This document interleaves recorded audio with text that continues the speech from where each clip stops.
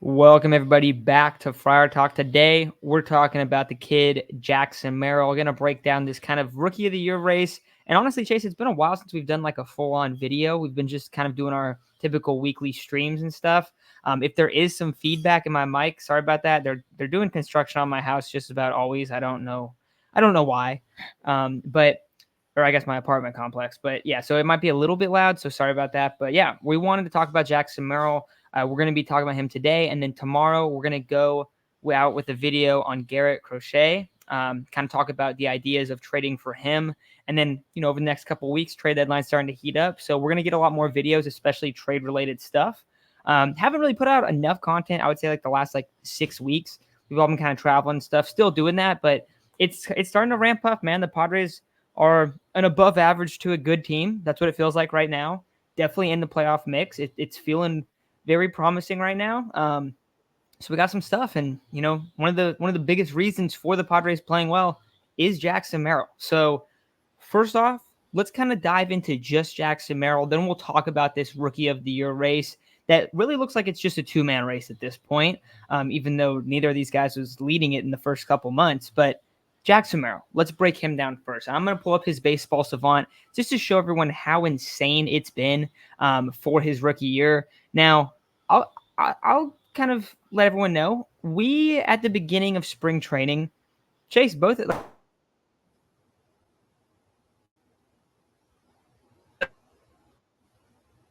like all of us, you were a little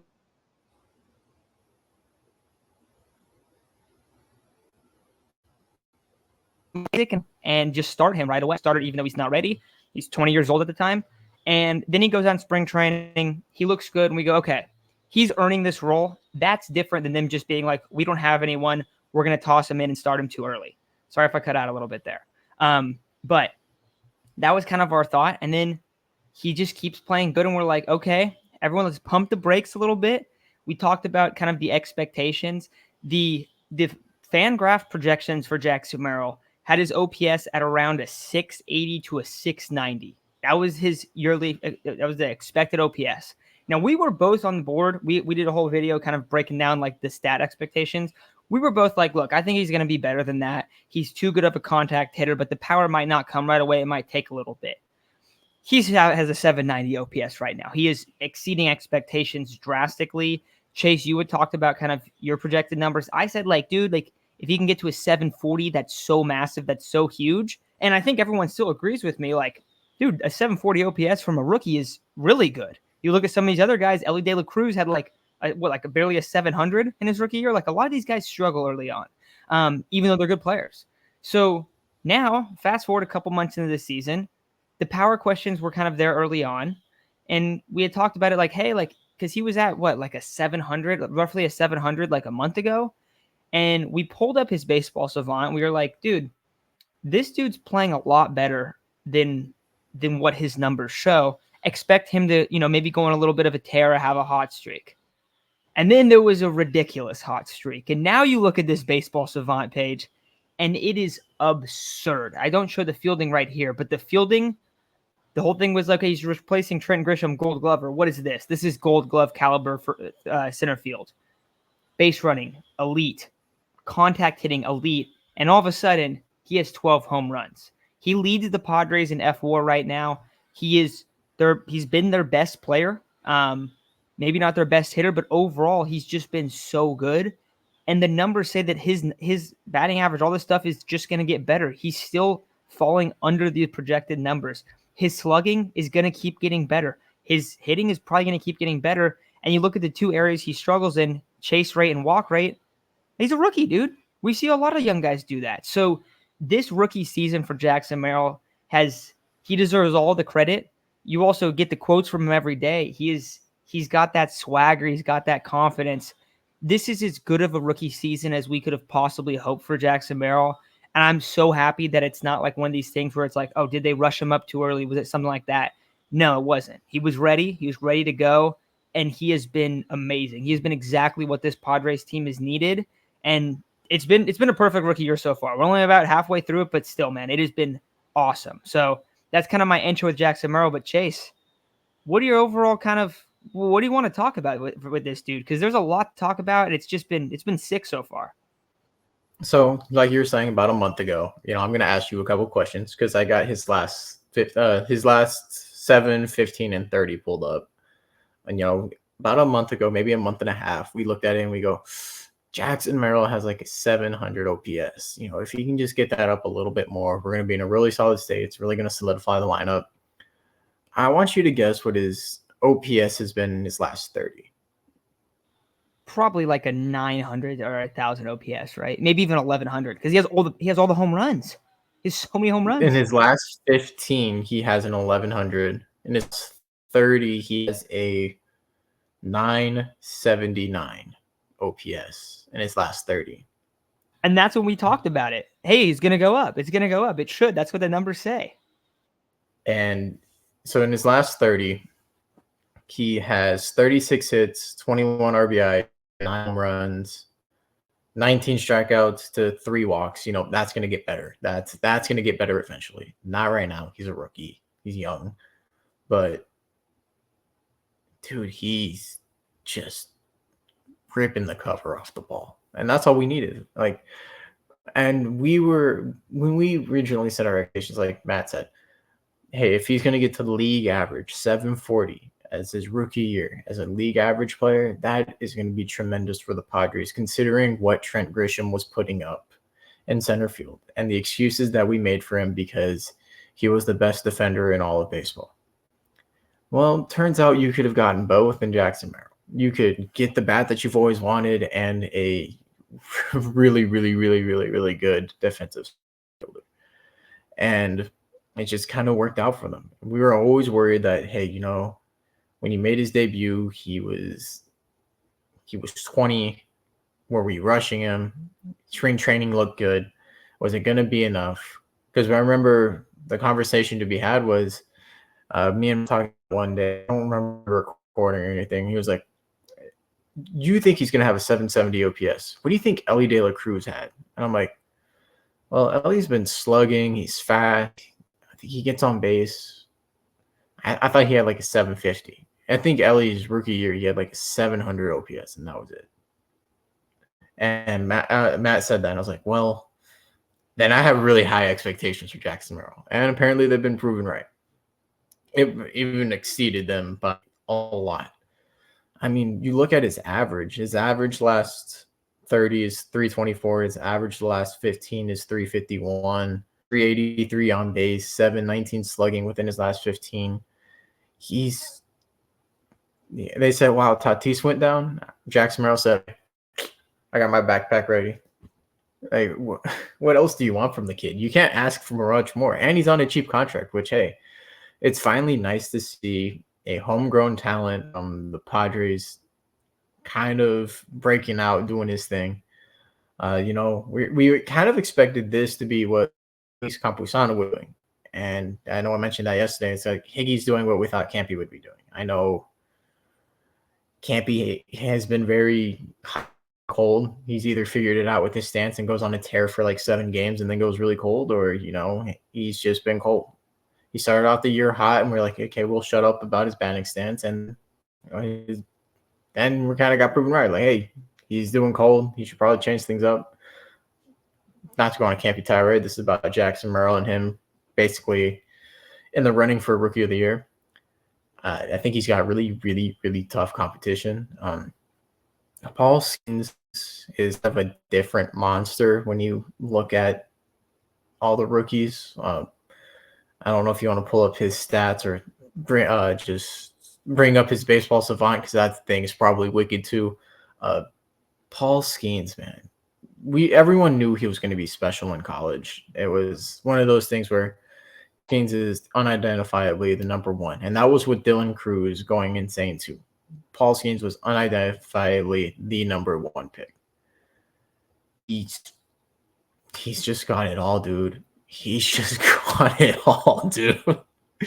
His K percentage is in the 96th percentile as a rookie. His whip percentage is insane. He doesn't walk a lot of guys. He doesn't get barreled up a lot.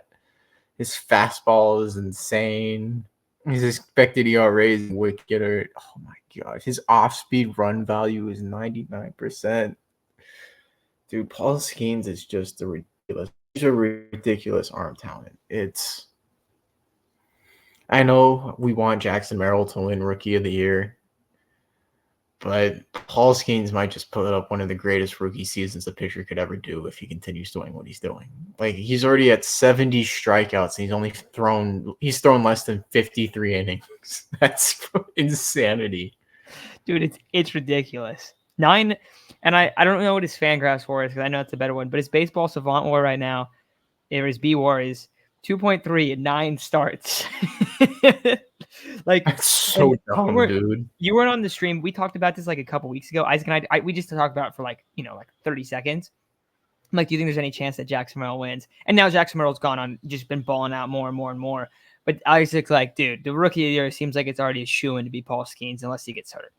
And that if you haven't watched Paul Skenes, go watch him. He's worth all of the hype. Like, he's already a top 10 pitcher. He might already be a top 5 pitcher. Like, he's that good. If he had a full year, like, he would be a Cy Young candidate. That's the thing.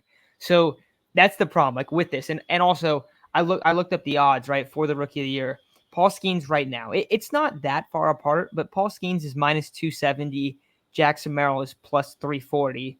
And it's funny because 2 months ago, Shoto Imanaga was way up there, and now he's a long shot. He's at plus 1,100, and then Gavin Stone's fourth at plus 2,200. So it's looking Imanaga got lit up by the bets. Yeah, exactly. So that's what you'd have to see from Paul Skenes, which, like, that's not like impossible to have happen. But if Jackson Merrill also, like, we pulled up his Savant, dude.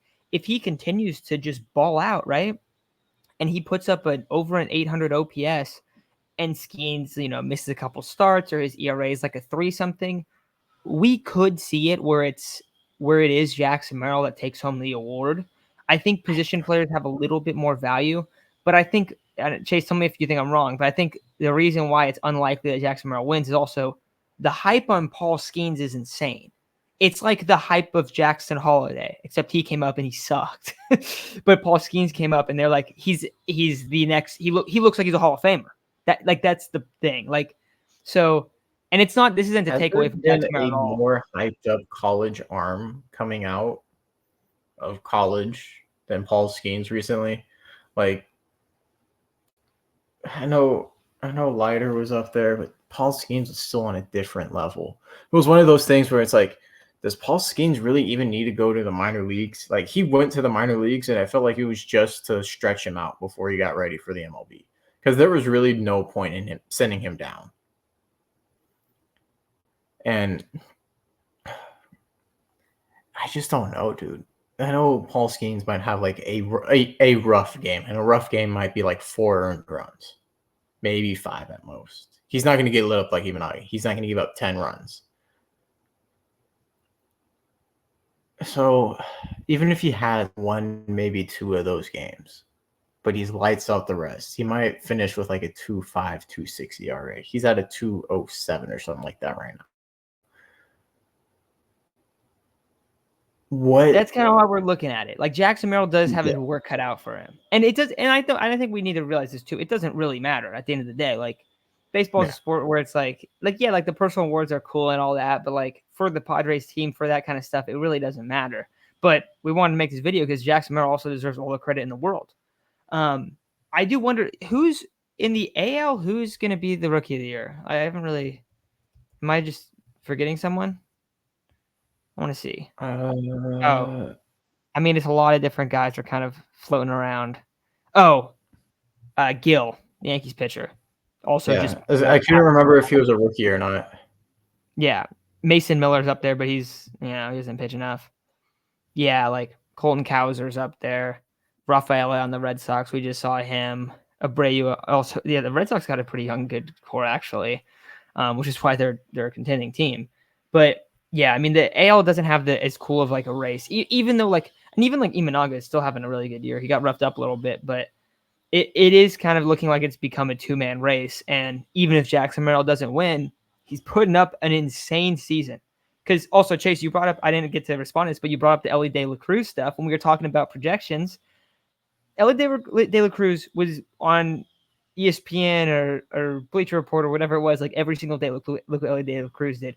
He posted, like last year, he posted a 710 OPS. Like, yeah, I knew it was. So it's like, yeah, bro, it wasn't like as insane as people kind of think. And like, it's also pretty rare. Like, you don't see it that often where a guy just comes up and is just absolutely balling.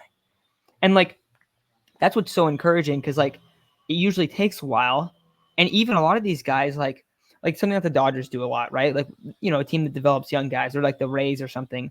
When they bring guys up, they're usually like mid-20s opposed to early 20s. They really let them season in the minors. That's always been like their thing. It's like it takes them a while to get going. Well, Jackson Merrill started this year at 20 years old. 20 years old. And if he has an 800 OPS in his 20 to 21-year-old season, dude, you're talking about a potential superstar. I get it's only been a couple months and stuff, but that is what happens. You know, the expectations go from like, hey, if this guy can be an average center fielder for the Padres, it's a massive upgrade over Trent Grisham, and it's also such a great sign for his rookie year. I know it's getting loud out there, sorry, but it's just like, dude, you start moving the goalpost, and it's like, well, what else is there? You know, you just keep moving along of like, okay, well, how good can this guy be? So it's been absolutely fantastic to see. So that's kind of where I'm at, but. Chase, anything else on this rookie of the year debate, man? Or rookie of the year conversation? I feel like we're hyping both these guys up, and they deserve all of the credit. Like, no one should be, and also like Pirates fans or Padres fans, neither one of the fan bases should be looking at this going, well, like, I don't know, man, like maybe Jackson Merrill's not that good, or maybe Paul Skenes isn't that good. No, bro, they're both really good. Like we got to give them love. Both of them are monsters. Yeah, that's the thing. So also, I was thinking about this too. For the Pirates side, if they somehow sneak in to a wild card spot, you feel like they have an automatic dub in the first game, right? Like if they're the last team, like they're not out of the mix. That's that's a little scary thing. That could be crazy. And it's one of those things where Paul Skenes is kind of used to that playoff pressure. I know college and MLB baseball are completely different, but it doesn't seem to be phasing him in the slightest. So I would be a little concerned there, especially facing like having Paul Skenes as your first game puts you pretty at a disadvantage. They have our pitchers, but dude, Paul Skenes is I've been hyped for Paul Skenes. He's a different type of monster on the mound. So my question to you, what kind of milestones or, you know, home runs, OPS do you think Jackson Merrill has to achieve to kind of edge out Paul Skenes as the rookie of the year? Are we saying like 25 home runs and like an 850 OPS? Do we think he has to break 900, maybe 880? 900, that'd be absolutely insane. Well, the problem is like, I don't know, they did a recent like polling of the award, and it was like Paul Skenes is like all of the votes. So yeah. I honestly think the only way that you really see it, it's gonna be more about Paul Skenes' side than say Jackson Merrill's side. Because if Paul Skenes just stays doing this, Merrill can legitimately post a 900 OPS, and Paul Skenes will still win the award. Right? Like, if he posted 900 OPS, there's a conversation to be had. There's still a conversation right now. There definitely is. But I think that at the end of the day, I don't think he would win. And that's why I wonder, like, what does he have to post? I think it's more like Paul Skenes has to not have a sub-3 ERA, or he has to not have enough games to really be like in the mix anymore. Like, he would have to get hurt, which I don't want that to happen, of course. But like, that's the only way I really see it going down.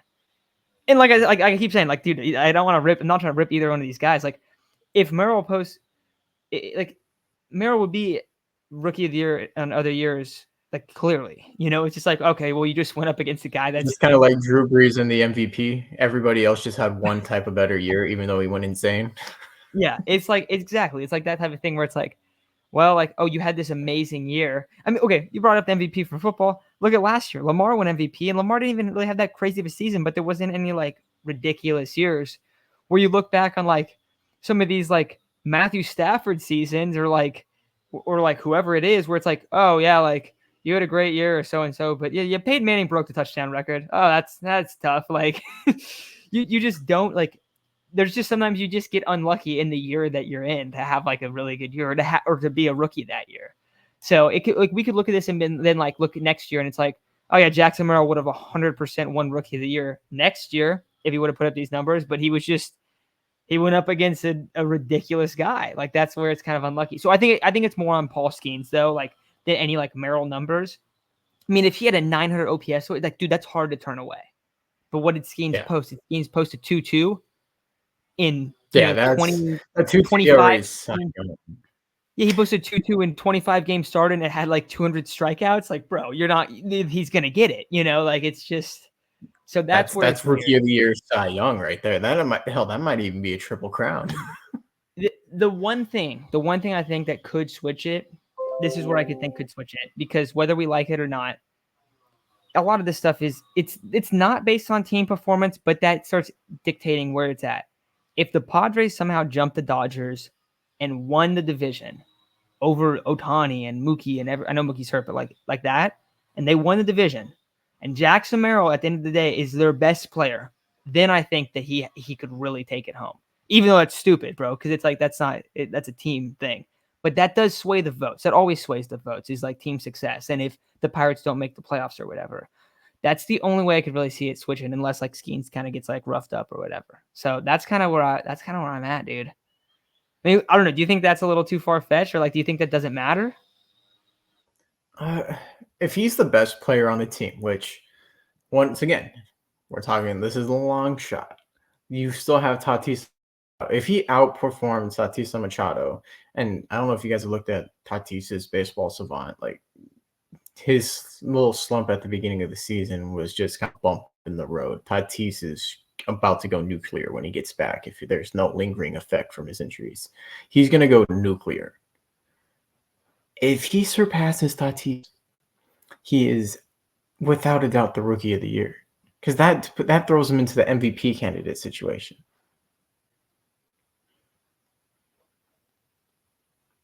Yeah. Which, if you have two Rookies of the Years competing for Cy Young and MVP, how that would just be an insane year for baseball. And that just means baseball is in such a good place that we have all this young talent that's all competing together to be the best in the world. I don't think anyone can complain about that. It would be like the Belly Yelly thing, just a little different.